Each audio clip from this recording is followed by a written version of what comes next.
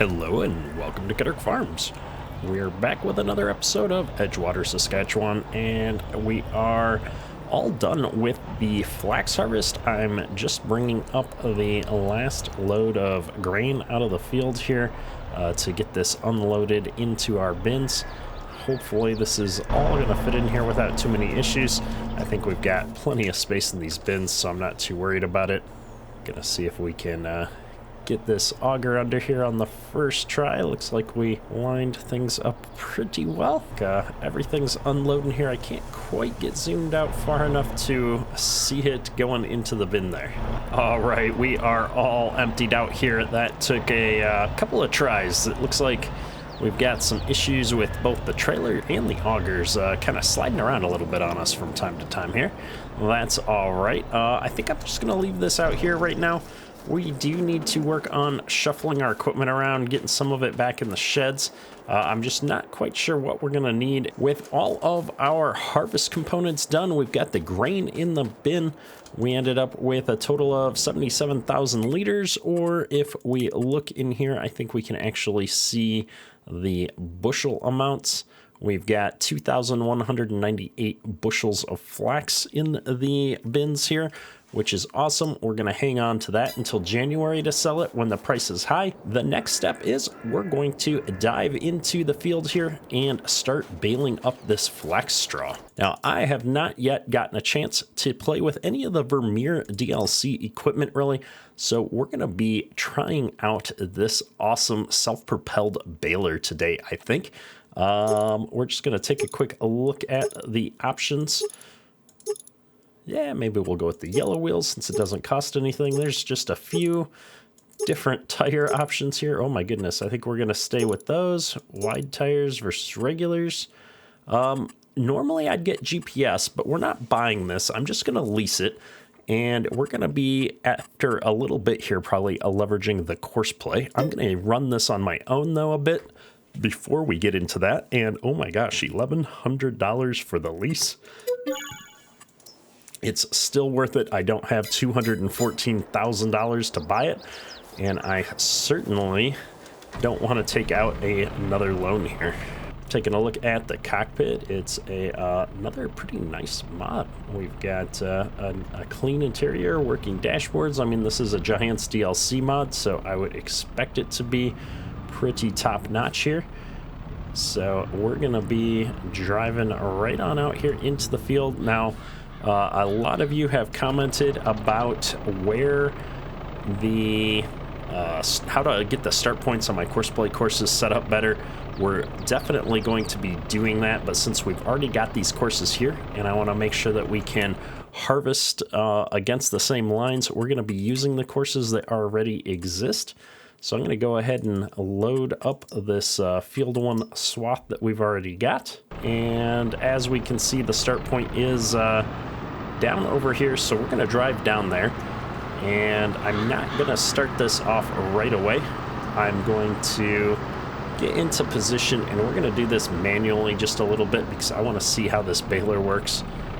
This thing is awesome to drive around, though. It looks really cool too.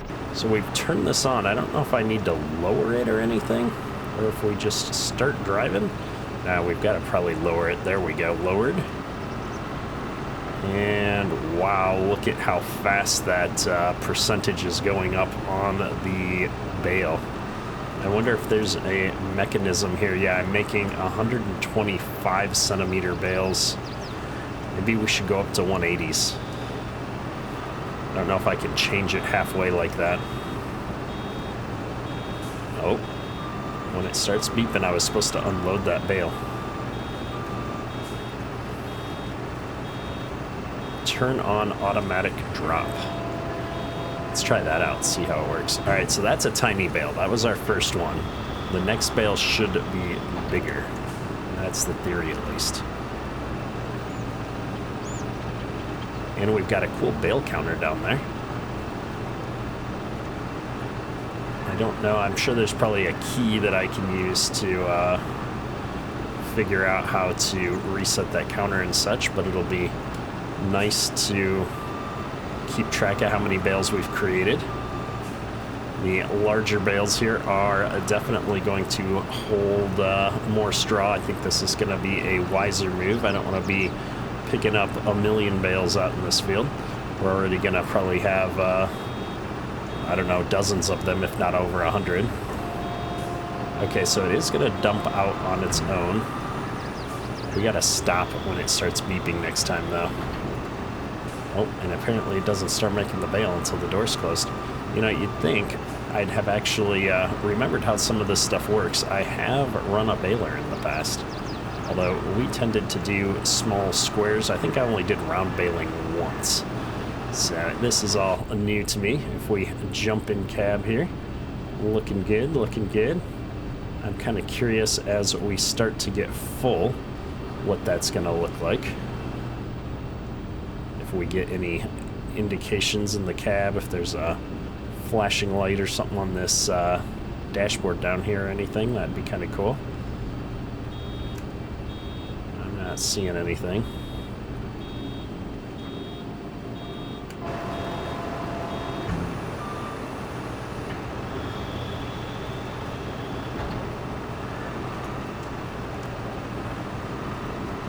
Interesting. All right. Well, now I guess it's time to see if this thing is actually going to work on courseplay or not. I expect it will. At least we're driving on the line. I'm curious to see how the baling component's going to work out for us. I wish I knew what the two different bale symbols there meant. It does seem to struggle a little bit on those curves. Not that I wasn't struggling, but I expected courseplay to do a little bit better job staying on the line there.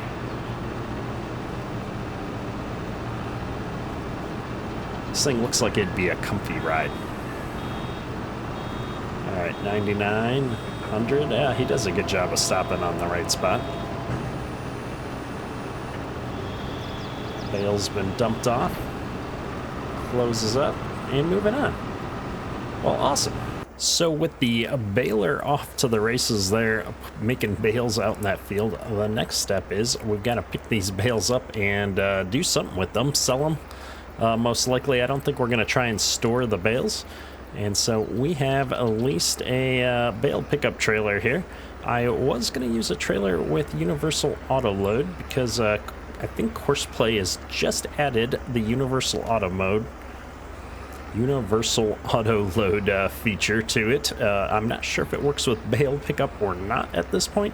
However, I think we're just going to use a regular bale trailer today because I didn't manage to get it working. I ran into some issues and I'm not sure if it was related to the trailer that I was using or if the universal auto load feature is more for pallets and things like that. We're having some really weird graphical issues inside this shed. That was really strange. Apologies for spacing out there for a second. I get easily distracted when I can see through the world. So we're going to go ahead and hook up this bale trailer here and get this guy going on collecting all these bales. I think this trailer is going to hold 24, which is actually quite a bit, especially of the bigger bales. So I'm not too worried about being able to pick all these up. Now I am curious because we've got this one awkward bale out here. If we're going to be able to pick up this bale and a larger one next to it, I'm not sure. So we're going to go ahead and see how this is going to work with the tractor manually here before I attempt to have Courseplay do anything for us. The bale loader allows only one bale size at a time. Well, that answers that question. So we're going to go ahead and take this one little bale up to the yard here, and I'm going to drop it off, and then we will come back for it later. We'll haul this up with the pickup or something. Let's see. Unload bales is Y.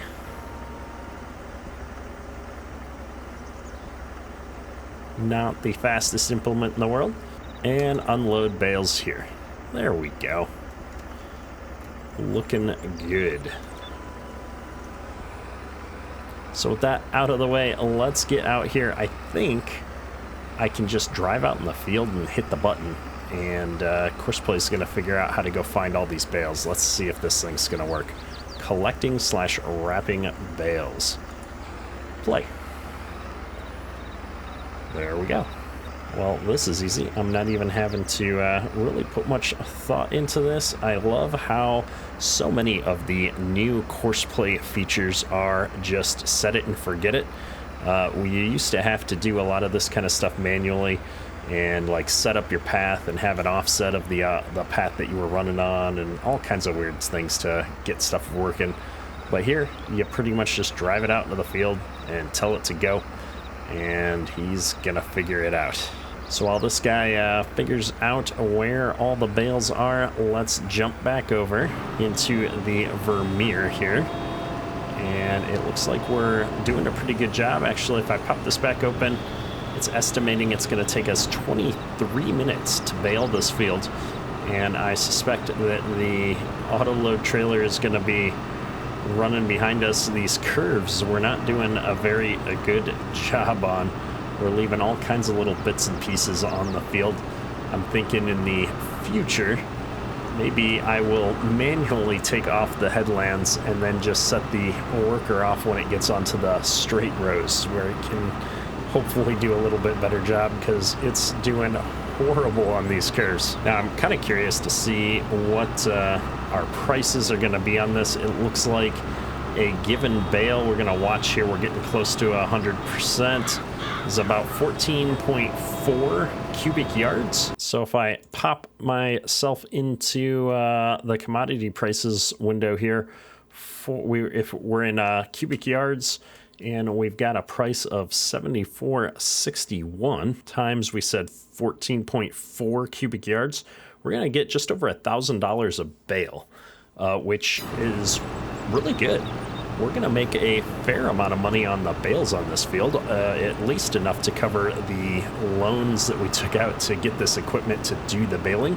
If this thing was, I think, around $11,000, and the trailer was another couple $1,000, the first 15, so less than a trailer load is going to put us in a position to pay off all of the lease. So we'll be sitting pretty good as long as we get one full trailer load up there, which I don't think we're gonna have a problem with.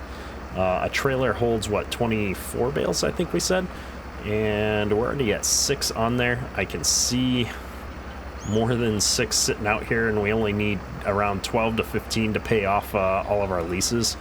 So we're doing pretty good, I would say. Now, we could let Courseplay do its thing here. It's being fairly competent, but I think we're going to take over here and see if we can do it just a smidge faster. I think if we can keep moving here while we're loading and whatnot, get lined up, not be searching for the next bale as long, we can knock this out pretty quick. Because the other thing that we haven't done yet on this map is we haven't made any auto drive courses. And as long as we're going to have to sail these bales somewhere, we might as well create some auto drive courses around the map as we're out and exploring. I would love to get off of the farm and go check out some other areas of the map here and find this bale sell point, set up a nice auto drive course for it. Should work out really nice for us. So I'm just going to run around here real quick, pick up as many of these bales as I can. We're already at 50% on the bale trailer here, so by the time I catch up with the baler here, I'm expecting we'll be almost full. We're definitely going to have to come back up here though with the baler once Courseplay's all said and done, and hit some of these big areas that Courseplay missed, because we've got quite a few big areas, it looks like, just laying out here. I have caught up with the baler, so I think what we're going to do is actually shut this tractor off, and we're going to toss this one bale on the back of the pickup truck here, and we will run it up to the bale sell point and figure out where that is. We'll be able to make the necessary auto drive course a lot better with the pickup truck, a lot faster at least. And you can see back here, we do have this nice Prowler flatbed trailer, yet another mod from Northwest Mods and Edits. And that I set up with the Universal Auto Drive mod. I'll be doing a tutorial on how to add universal auto drive to equipment in the near future. It only took about 2 minutes. You don't even have to edit the mod. You can do it all within the universal auto load configuration now for different mods. So it was really easy, and I think that'll make a great tutorial video. But for us right now, I think what we're going to do is come out here to the road and start up our auto drive course. Now, given the narrow gravel nature of this road, I think we're going to make this part a two-way course right here, actually, because we're going to be the only traffic on this road. And I suppose it would make sense to figure out where we're going. So I'm going to turn on the tag for this and look at the map real quick. That is this location down here. So I think what we'll do is we'll come all the way down this main road and down onto the dirt road here, and we'll see how that does for a path for us. If I'm not mistaken, I think I just right click on the record button, there we go, to do a two-way lane. And I'm gonna do a two-way lane all the way down here. Now I should be centering myself a little bit better in the road, I suppose, if I'm doing two-way. We can always fix that little bit later. I'm trying to get one last point there. And then from here, we're going to left click to do a one-way. There we go. And I am gonna hug the shoulder a little bit here just because we've got nice wide shoulders, and that'll keep me out of the other lane if we're running some wider equipment here. I can hear somebody on my rear bumper here being impatient with me as I make my course. Whenever possible, I like to leave traffic on when I'm playing on a map, just because I find that it adds a little bit of realism, but we may end up turning this off if it proves to be too much of a struggle. That sign I just passed is going to be a problem if I'm ever hauling a larger piece of equipment. Oh, stop, stop, stop. Okay. Oops, stop recording. I forgot that we were on a standard size map. Oh.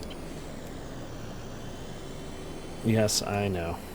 We're going to use the one-way just to get over here a little bit, and then we're going to switch to a two-way path recording when we're on these dirt roads, because I don't think there's going to be any NPC traffic on them. And this will be a easier way to get through here with different kinds of equipment. And right here is the bale sell point. I think we're going to leave it on two-way. I can't envision myself bringing multiple pieces of equipment down here at the same time. And this is a very narrow one-way kind of a driveway. And we're just going to pull in here. It's sold right off, and that half bale was worth 500 bucks. That's awesome. I'm going to pull this over here and create the point right here. I'm going to call it Bale Sell. Oh, we should probably look up the name. Larry's Bale Shipping. Boom.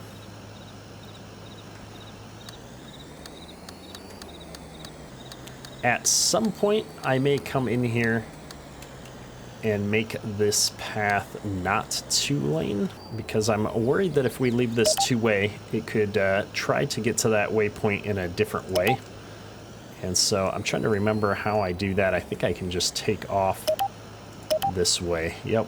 So we'll just take those off real quick. It'll take me just a second to fix this. I should have been paying a little bit more attention when we came in and switched to the one-way course at that point.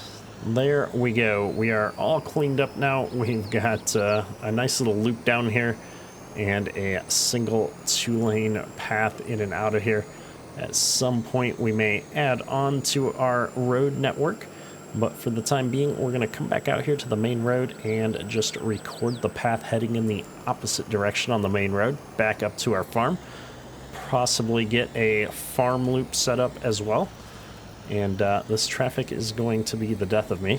And much like the other one, I'm going to hug onto this line a bit so that our equipment is crowding the ditch, not the center line. And similarly here, we're going to run this right back into this two-way path. So I'm gonna stop recording here. Boom, just like that. And I think what I'm gonna do is we're gonna record a two-way path right off of this and make this the entrance to the field here. So if I get lined up in the center of this driveway, or actually I think I can just do it from here. Something like that. Field 1 south.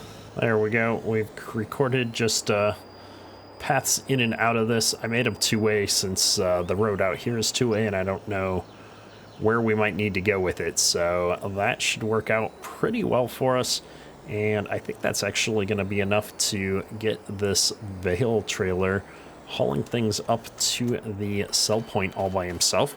So let's run over here and see if we can actually get this working. Unfortunately, AutoDrive doesn't seem to know about these bales necessarily. I'm not sure how to do a deliver with bales. I would expect I could just click on this drop down and select bales from this list, but I don't have any options when I click on this drop down, which is a little bit confusing. So we're gonna just go around and pick these up, and maybe I'm going to just set this as a deliver. Yeah, I would have expected to be able to do like a pickup and deliver with this, but maybe it's just deliver and it'll figure out how to get back here. I'm not sure. So I'm gonna set this to Larry's bale shipping. We're gonna finish loading this up. We've got one more bale to go here, so I think I'll let Courseplay do this part. So if I set this to Courseplay, I'm delivering to Larry's bale shipping, and then I hit start here. Is Courseplay gonna be smart enough to tell AutoDrive how to get back here? I don't know. This doesn't feel quite like how I did it last time, but we're gonna see what happens. It's all about experimentation with this series, I think. Not that I really need Courseplay for this, since one full trailer here is almost all of the bales that we got off of this field. And so wrong AD mode to work together with Courseplay. Yeah, see, that's what I thought. What if I do this? Well, not that. What if I do this? It can't do anything because I'm full. Okay. Well, let's go ahead and just deliver. This guy doesn't have an AutoDrive course near him though, so I'm gonna drive over here to the edge of the field, and then we're gonna send this guy off on a delivery mission. We'll see if it works. I know there's got to be a way to do this, and it might just be that because these are the flax bales that AutoDrive is freaking out a little bit because it doesn't know about this as a fill type. That's just my guess though. I'm gonna let this guy go. He seems to know what he's doing now. He's going to Larry's bale shipping. I'm gonna let him drive down there, and we're actually gonna take over for this guy real quick. We got a lot of cleaning up to do here, so I'm gonna get this bale out of here, and we're gonna go clean up some of these bits and pieces that this guy missed. I don't know if we're gonna get them all, but I suspect we can get a fair amount of them pretty easily here. And I'll feel better looking at this field if it's not completely covered in missed spots. Not that I'm doing a whole lot better of a job here on these turns than Courseplay was doing. That's all right. I'm not sure we're picking up enough to be worth it. We'd probably get one more bale out of all of this is my guess. I figure if we can end up with one more bale, this will have been worth our time. I mean, these bales are worth $1,000 a pop, so we might as well. We're at 58% of a bale, and yeah, we got quite a bit over here in the corner, although some of this is actual flax that we failed to combine. We might need to get the combine back out of the shed. Some of these are pretty big pieces, although I think we're going to get even less actual flax out of some of the leftovers here, but I don't know, it kills me to see so much of a swath just laying on the ground in the corner here. We're at almost 70% now. Man, I feel like in real life, if I was to see this baler, it would be a lot bigger than I expect it to be. It looks like it's got a pretty wide stance compared to me as a player model there. We're not quite making it to another bale here. I was really hoping that all this bits in the corner we'd be able to get there, but I guess we do have quite a bit that we left on the way back down here, and I see quite a bit in that far corner, so maybe we'll just drive down this and pick up these little tiny bits at the end of each row and see if it gets us there. It looks like our other tractor has made it down to the bale sell point, but ran into some problems because I haven't seen a bunch of money yet, which is probably good. We can go down there and see what the problem is in just a second once we clean up this corner. I think we are going to end up hitting that 100% though. We just hit 96%, so if we clean up a few more of these scraggly bits, I think we'll get there. And even if we didn't, yep, we got there. We can always dump a partial bale. Oops. We do have a whole nother field too, so I'm stressing out about getting these little bits to get that one more bale, but we've got to go over and tackle that whole other field here at some point as well. So let me quit messing around. We're gonna send this guy on over to the other field here, and I'll just start course play off in the other field before we run up and figure out where our bale driver is. And go ahead and clear this course out, and we'll load the north field real quick here before we go tearing into the yard and run into something. I'm gonna set that up on first waypoint because I want him to just head out here and figure it out himself. And we'll put him into the field. It says no, oh, I didn't actually load. I forget I can't double click on the course. I have to hit load and activate. There we go. So he should be good to go. Let's go find our bales. Oh, here we are. And quite the simple reason here for this not working. The bale point is just a little bit close to the sell point. So if I move this up just a bit and then hit this, I think if we were to pull forward there, no, not quite. Well, we'll just keep adjusting here. Not the prettiest curve anymore, but that's all right. We don't need the course play window for now, I guess. Let's see what this does for us.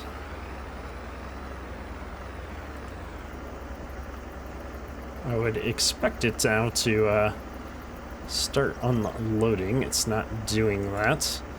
So, I don't know. We obviously don't quite fully understand how this works. It's been a minute since we've used it, so I'm going to just start unloading these the old-fashioned way. I'm going to untag this to get rid of the obnoxious green, and we're just going to start dumping these all out here. Boom, boom, boom. 21 plus 4, so $26,000. Not too shabby at all. However, I think this is going to be a great place to wrap up today's episode. That's all for today. Ketterk out.